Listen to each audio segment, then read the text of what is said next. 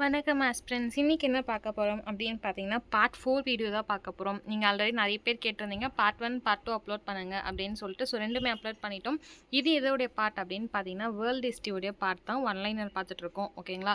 So one-liner வந்துட்டு இப்போ almost வந்துட்டு எல்லாமே நிறைய பேர் பர்ச்சேஸ் பண்ணியிருக்காங்க. உங்களுக்கு நான் அதுவுமே வந்து சாம்பிள் வந்து நான் உங்களுக்கு வீடியோவாக போடுறேன். எல்லா யூனிட்ஸ்க்குமே ஒரு 100 கொஷின்ஸ் வந்துட்டு பார்ட் 1, பார்ட் 2. ஸோ இன்றைக்கி வந்து வேர்ல்டு ஹிஸ்ட்ரியில் part 4 one liner choose the correct answers பார்க்க போகிறோம், ஓகேங்களா? ஸோ பார்ட் 3ல பார்த்தீங்கன்னா 25 கொஷின்ஸோடு முடிச்சிருப்போம். ஸோ பார்ட் 4ல் பார்க்கலாம். ஸோ இதான் வந்து கடைசி பார்ட் வேர்ல்டு ஹிஸ்ட்ரி பொறுத்த வரைக்கும் 8th, 9th, 10th யூனிட் கவரில், ஓகேங்களா? இது பிஜி அண்ட் யூஜி ரெண்டு பேருமே சேர்ந்து கவர் பண்ண அந்த போர்ஷன்ஸ் தான், ஓகேங்களா? 126வது கேள்வி, வானவியலின் தந்தை என்று அழைக்கப்படுபவர் யார்? வானவியலின் தந்தை என்று அழைக்கப்படுபவர் யார் அப்படின்னு பார்த்தீங்கன்னா கோப்பர்னிக்கஸ் அவர்கள் தான். உங்களுக்கு இந்த கோப்பர்னிக்கஸ் வீடியோ இது எல்லாமே பார்த்தீங்கன்னா உங்களுக்கு அப்லோட் பண்ணியிருப்பேன். சிலது மட்டும் பார்த்தீங்கன்னா உங்களுக்கு யூடியூப்ஸ்லேயே அப்லோட் பண்ணியிருப்பேன். மீதி எல்லாமே வந்துட்டு உங்களுக்கு பிளேலிஸ்ட் உங்கள் அகாடமி ஸ்டூடெண்ட்ஸ்க்கு தெரியும், பிளேலிஸ்ட்டில் இருக்கும், செக் பண்ணிக்கோங்க. ப்ரைவேட் பிளேலிஸ்ட் அன்லிஸ்டட் பண்ணி வச்சுருப்போம், செக் பண்ணி பார்த்துக்கோங்க. யூடியூப்பில் பார்க்குறவங்களுக்கு சில டாபிக்ஸ் வந்து வேர்ல்டு ஹிஸ்ட்ரி டாபிக்ஸ் கவர் ஆகாது. பட் பிஜி பார்த்தீங்கன்னா உங்களுக்கு எல்லாமே பிஜிக்கு முடிச்சிருப்போம். ஸோ வந்து ஓல்டு வீடியோஸ் போய் பாருங்கள். ஸோ வானவியலின் தந்தை என்று அழைக்கப்படுபவர் யார் அப்படின்னு பார்த்தீங்கன்னா கோப்பர்னிக்கஸ் அவர்கள். 127வது கேள்வி, கான்ஸ்டான்டினோபிள் நகரை தற்போது எவ்வாறு அழைக்கிறோம் அப்படின்னு பார்த்தீங்கன்னா இஸ்தான்புல். ஸோ நீங்கள் வந்து வேர்ல்டு ஹிஸ்ட்ரி உலக வரலாறு படிக்கிறீங்க அப்படின்னா, ஸோ ஐரோப்பா வரலாறுல ஸ்டார்ட் பண்ணுறதுக்கு முன்னாடி இந்த 1453 கான்ஸ்டான்டின் வீழ்ச்சி, நோபல் வீழ்ச்சி பார்த்துட்டு தான் நீங்கள் என்ன பண்ணுவீங்க அப்படின்னா படிக்க ஆரம்பிப்பீங்க. ஸோ அந்த டாபிக் இம்பார்ட்டன்ட், ஓகேங்களா? அது முடிச்சதுக்கப்புறம் மறுமலர்ச்சி டாபிக்ஸ்லாம் வரும். மறுமலர்ச்சி டாப்பிக்கில் கண்டுபிடிப்புகள் எப்படி, கடற்பயணங்கள் எப்படி செஞ்சாங்க, என்னென்ன வந்து இந்த புவியியல் கண்டுபிடிப்புகளாகட்டும், இல்லை வந்து சூரிய கண்டுபிடிப்புகளாகட்டும், அவங்களுடைய தியரிஸ் ஆகட்டும், வில்லியம் ஆர்வே போன்ற அந்த பிளட் தியரிலாம் சொல்லியிருப்பாரு. இந்த மாதிரி எல்லாமே என்ன கண்டுபிடிப்புகள் கண்டுபிடிச்சாங்கன்னு பார்ப்பீங்க. அப்புறம் பார்த்தீங்கன்னா ஜெர்மன் என்னென்ன சபை தோன்றுச்சு, சுவிட்சர்லாந்தில் வந்து என்ன சபை தோன்றுச்சு, அந்த மார்ட்டின் லூதர் பார்ப்பீங்க, ஜான் கால்வின் அவர்கள் பற்றி பார்ப்பீங்க. ஸோ இதெல்லாம் சுவிட்சர்லாந்தில். அப்புறம் இங்கிலாந்தில் பார்த்தீங்கன்னா சமய இது வந்து உங்களுக்கு சபை வந்து தோன்றியிருக்கும். ஸோ இந்த டாப்பிக்கில் மறுமலர்ச்சி கவர் பண்ணும் போதே ஃபுல்லாக படிங்க. இது முடிச்சதுக்கப்புறம் அமெரிக்க வார் படிங்க. அமெரிக்கன் வார் வந்து உங்களுக்கு 2 பார்ட் வந்து அப்லோட் பண்ணியிருப்பேன். ஒரு பார்ட் தான் அப்லோட் பண்ணியிருக்க மாட்டேன். அது வந்து பிளேலிஸ்ட்டில் இருக்கும் ப்ரைவேட்டாக.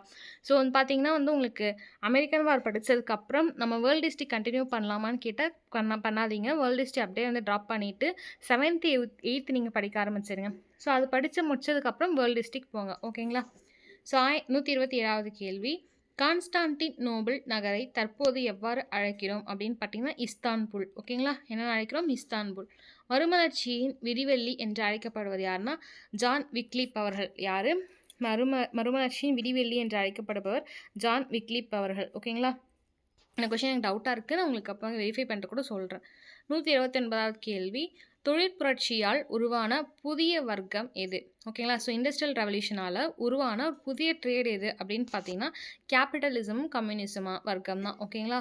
ஸோ அமெரிக்கா, ரஷ்யா வந்து இந்த கோல்டு வார்லலாம் போர் பண்ணுவாங்க பார்த்தீங்களா, சித்தாந்த போர், அதுக்கப்புறம் பார்த்தீங்கன்னா வந்துட்டு கோட்பாடு போரெல்லாம், அதுதான் முதலாளித்துவத்துக்கும் அப்புறம் தொழிலாளி வர்க்கமுக்கும் சண்டை இருக்கும், அதுதான், ஓகேங்களா? வைலன்ஸான சண்டை இல்லை, நான் வைலன்ஸ் சண்டை. 130வது கேள்வி, அமெரிக்கா உள்நாட்டு போரை முடிவுக்கு கொண்டு வந்த அதிபர் யார் அப்படின்னு பார்த்தீங்கன்னா ஆபிரகாம் லிங்கன் அவர்கள். யார்? ஆபிரகாம் லிங்கன் அவர்கள் தான் அமெரிக்கா போரை முடிவு கொண்டு வர்றார். 131வது கேள்வி, உலக தொழிலாளர்களே ஒன்று சேருங்கள் என்று முழங்கியவர் யார் அப்படின்னு கேட்குறாங்க. இதில் வந்து மாசேத்துவங்க வந்து உங்களுக்கு கண்டிப்பாக வராது, ஏன்னா வேர்ல்டு ஹிஸ்ட்ரின்னு பார்த்துட்டோம். ஸோ சீன ஜாப்பனீஸ் வராது, ஸோ அதை ஸ்கிப் பண்ணிக்கோங்க. ஏங்கல்ஸ் அவர்களும் வரமாட்டாங்க. இது உங்களுக்கு லெனினா இல்லை காரல் மார்க்ஸா அப்படின்ற டவுட் இருக்கும். ஸோ இந்த மாதிரி எலிமினேஷன் மெத்தடில் சூஸ் பண்ணிக்கோங்க. உலக தொழிலாளர்கள், உலகத்தில் இருக்க எல்லா லேபர்ஸுமே ஒன்று சேருங்க அப்படின்னு யார் சொல்லியிருப்பாங்க அப்படின்னு பார்த்தீங்கன்னா காரல் மார்க்ஸ் அவர்கள் சொல்லியிருப்பார், ஓகேங்களா? 132வது கேள்வி, 2ஆம் உலக போரின் போது முச்சுடர், ஓகேங்களா, பிக் 3 அப்படின்னு சொல்லுவாங்க, 3 சுடர் அப்படின்னு சொல்லிட்டு, அதான் முச்சுடர் அப்படின்னு போட்டிருக்கோம். பிக் 3 தலைவர்கள் யார் அப்படின்னு பார்த்தீங்கன்னா ரூஸ்வெல்ட் அவர்கள், சர்ச்சில் அவர்கள், ஸ்டாலின் அவர்கள், ஓகேங்களா? ஸோ இவங்க 3 பேர் தான் 2ஆம் உலக போர், நல்லா நோட் பண்ணிக்கோங்க, 1939லேருந்து 1945 வரைக்கும் நடந்த 2ஆம் உலக போரில் மிகப்பெரிய தலை அப்படின்னு சொல்லலாம்ல, 3 தலை அப்படின்ற மாதிரி பிக் 3 அப்படின்னு சொல்லிட்டு சொன்னோன்னா இந்த ரூஸ்வெல்ட் அவர்கள், சர்ச்சில் அவர்கள், ஸ்டாலின் அவர்கள், ஓகேங்களா? ஆர்சிபி அப்படின்றது பதில் ஆர்சிஎஸ் அப்படின்னு ஞாபகம் வச்சுக்கோங்க, ஓகேங்களா? 133வது கேள்வி, ஐநா சபையின் விட்டோ ஓகேங்களா, விட்டோ அதிகாரம்னு சொல்லுவோம், இல்லை விட்டோ பவர்னு சொல்லிட்டு ஐநா சபை ஓகேங்களா, யூஎன் இருக்குல்ல, யுனைடெட் நேஷன்ஸோடைய விட்டோ பவர் எது, அதிகாரம் கொண்ட நாடுகள் வந்து எத்தனை நாடுகள்னு கேட்குறாங்க. ஏ 3, பி 5, சி 10, டி 15 கேட்குறாங்க. ஸோ ஐநா சபையோட விட்டோ பவர் அப்படின்னு கூடிய அதிகாரம் எந்த நாடுகளுக்கு இருக்குன்னா 5 நாடுகளுக்கு இருக்கும். கீழே உங்களுக்கு அந்த 5 நாடுகளுக்கும் என்னென்ன நாடுகள் அப்படின்னு கொடுத்துருப்பேன், பார்க்கலாம். America, Russia, China, Britain and France. என்னது 5 நாடுகளில் யூஎனில் விட்டோ பவர் இருக்கக்கூடிய 5 நாடுகள் அமெரிக்கா, பிரிட்டன், இவங்க 2 பேரும் ஞாபகம் வச்சுக்கோங்க. இதுக்கப்புறம் பார்த்தீங்கன்னா ரஷ்யா, அதுக்கப்புறம் பிரான்ஸ், சீனா ஓகேங்களா. பனிப்போர் முடிவுக்கு வர காரணமான உச்சி மாநாடு எது அப்படின்னு பார்த்தீங்கன்னா மால்டா உச்சி மாநாடு தான். இந்த கோல்டு வார் ரொம்ப முக்கியமான டாபிக் ஆக்சுவலாக. இந்த கோல்டு வாரில் பார்த்தீங்கன்னா இந்த பெர்லின் வால் அதை பற்றி வரும். அதுக்கப்புறம் பார்த்தீங்கன்னா கியூபாவோட மிசைல்ஸ் பற்றி படிப்போம். அதுக்கப்புறம் NATO, north Atlantic treaty organisation, அவங்கள பற்றி படிப்போம். அண்ட் தென் பார்த்தீங்கன்னா வந்து உங்களுக்கு அதுக்குள்ளேயே வந்துட்டு நேரு அவர்கள், அதுக்கப்புறம் எஜிப்தோடைய நாசர், இந்த மாதிரி 3 பேர் இருப்பாங்க. அவங்க போட்ட கொள்கைகள்லாம் இருக்கும் ஆக்சுவலாக. அந்த கொள்கைகளுக்குள்ளே படிப்பீங்க. அந்த கோல்டு வார் அப்படின்ற டாபிக் உள்ளே கிட்டத்தட்ட பார்த்தீங்கன்னா உங்களுக்கு ஒரு 15 to 20 டாபிக் கவர் ஆகும், மேஜர் டாபிக்ஸ். ஸோ அதை வந்து படிச்சுக்கோங்க ஓகேங்களா. மெயின்ஸ்க்கு வந்து இப்போ நீங்கள் உங்களுக்கு வந்துட்டு யூஜி பிஜி பொறுத்த வரைக்கும் ஒரே எக்ஸாமாக இருக்கும். இன்கேஸ் டிஎன்பிசி அப்படின்னு வந்து வேர்ல்டு ஹிஸ்ட்ரி ஸ்டார்டிங்கில் இருந்ததுன்னா அதெல்லாம் மெயின்ஸ்க்கு இன்கேஸ் உதவி இருக்கும். ஸோ இப்போ உங்களுக்கு பிரச்சனை இல்லை. பனிப்போர் கோல்டு வார் வந்து எந்த மாநாடு மூலிமா வந்துட்டு ஸ்டாப் ஆகுது, முடிவு கொண்டு வரப்பட்டதுன்னா மால்டா உச்சி மாநாடு. எந்த ஆண்டு அப்படின்னு பார்த்தீங்கன்னா 1989களில். 135வது கேள்வி, இஸ்ரேல் நாடு எந்த ஆண்டு உருவாக்கப்பட்டது ஓகேங்களா. ஃபஸ்ட்டு கொஷின் கான்ஸ்டான்டினோபிள், இஸ்தான்புல் ஓகேங்களா. இல்லை வந்துட்டு இங்கே இஸ்ரேல் ஓகேங்களா. இஸ்ரேல் நாடு எந்த ஆண்டு உருவாக்கப்பட்டது அப்படின்னு பார்த்தீங்கன்னா 1948 உருவாக்கப்பட்டுச்சு ஓகேங்களா. வியட்நாம் போர், இதுவுமே வந்து பார்த்தீங்கன்னா ஒரு கோல்டு வார்க்குள்ளே வரும். வியட்நாம் போர் எந்த ஆண்டு முடிவுக்கு வந்ததுன்னா 1975 ஓகேங்களா. வியட்நாம் எந்த ஆண்டு முடிவுக்கு வந்தது போர் அப்படின்னா 1975களில். அணிசேரா இயக்கமும் உங்களுக்கு கோல்டு வார்க்குள்ளே தான் வரும் பனிப்போரில். 337வது கேள்வி, அணிசேரா இயக்கம் தொடங்கப்பட்ட முதலாவது மாநாடு எங்கே நடந்தது. ஸோ அணிசேரா கொள்கை பார்த்தீங்கன்னா நான் அலைன்டு மூவ்மெண்ட் அப்படின்னு ஆங்கிலத்தில் சொல்லுவாங்க. இந்த அணிசேரா இயக்கம் வந்து தொடங்கப்பட்டது, அது வந்து முதலாவதாக எங்கே வந்து தொடங்கப்பட்டது, எந்த மாநாடு வந்து முதலாவது மாநாடு எங்கே நடந்தது அப்படின்றது தான் கேள்வி. எங்கன்னா பெல்கிரேட்டில். எந்த ஆண்டு அப்படின்னு கேள்விகள் வந்ததுன்னா 1961. எங்கே அணிசேரா பெல்கிரேட். இது எப்படி ஞாபகம் வச்சுக்கிறது அப்படின்னு பார்த்தீங்கன்னா ஆர்மிஸில் இல்லை வந்துட்டு நீங்கள் வந்து இந்த போலீஸ் இந்த மாதிரிலாம் இருக்கும் பார்த்தீங்களா.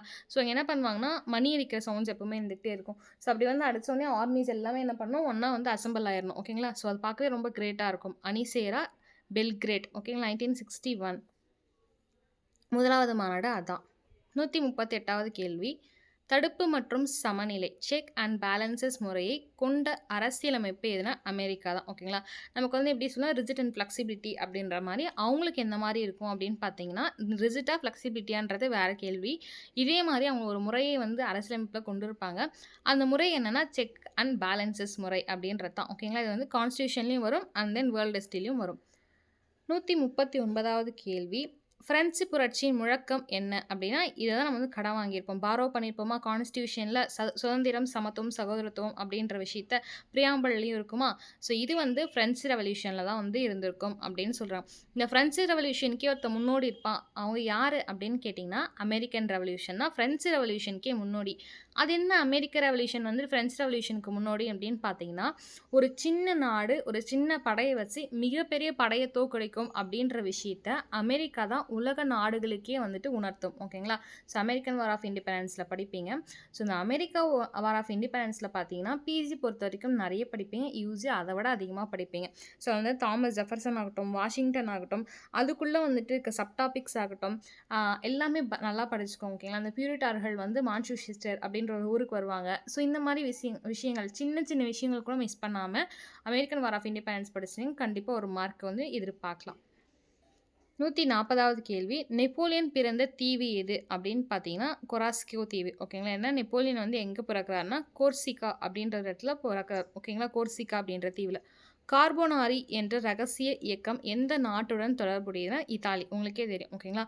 கார்போனாரி இது வந்து எந்த நாட்டுக்கு தொடர்புடையது அப்படின்னு பார்த்தீங்கன்னா இத்தாலி நாட்டுக்கு ஓகேங்களா. 142வது கேள்வி, ஜெர்மனியின் இரும்பு சென்ஸ்லர் ஓகேங்களா, இரும்பு சான்சலர் அப்படின்னு சொல்லுவாங்க ஓகேங்களா, பிஸ்மார்க் அவர்கள் தான் ஓகேங்களா, இரும்பு மனிதன் இல்லை இரும்பு சான்சலர் அப்படின்னு சொல்லுவாங்க, அயன் சான்சலர்.